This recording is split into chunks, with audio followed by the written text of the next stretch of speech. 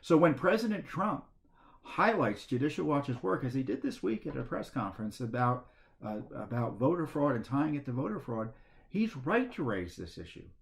Vote by mail would be a disaster because, as I said, when they want to overturn the voter ID laws in 35 states. Besides the constitutional issues, the federal government, time, place, manner of elections is set by the state.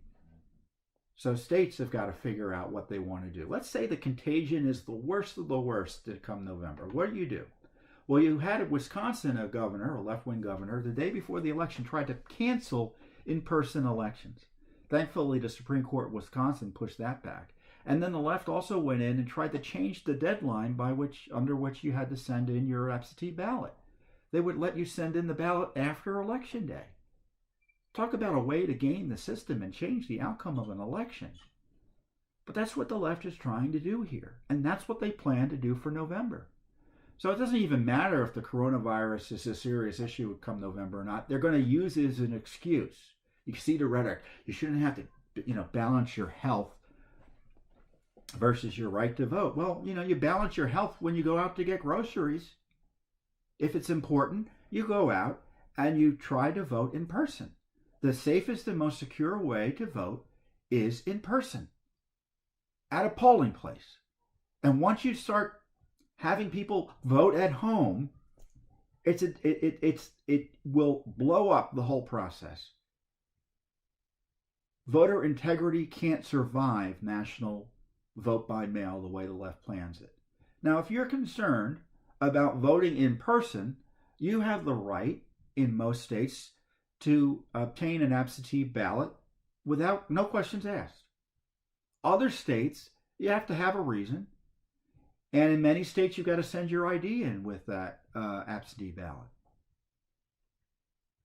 So if states really are serious or concerned about this, they have to encourage in-person voting in a sensible way that protects the public health. And I'll talk about later about whether this whole social distancing is actually having a real impact on the coronavirus, or is it just make it up as you go along science? But let's pretend it does. People wait online to go into the grocery store. People wait online to go into the voting place. That's not the end of the world. What would be the end of our republic and what would be the end of our country is this vote by mail that would overturn voter ID laws in 35 states.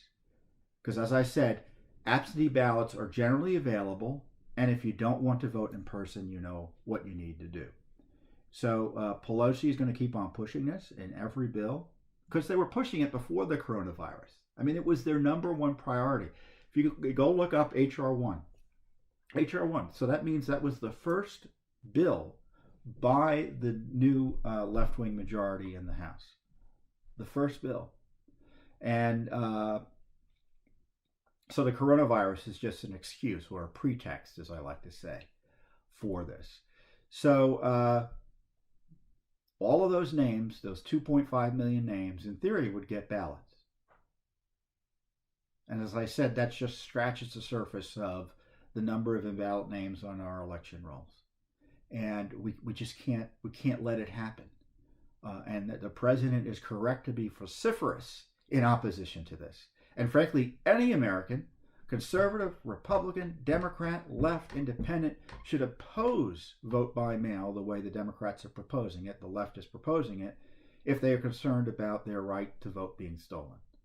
You know what? We're blowing up the economy with this coronavirus shutdown. Our liberties are being suppressed with this coronavirus shutdown. And now the left, in addition, is trying to use this coronavirus shutdown to end our democracy in the sense that it would undermine and blow up any concept of free and fair elections November 20th. Thanks for tuning in. Be sure to subscribe to our YouTube channel to catch all the latest news from Judicial Watch.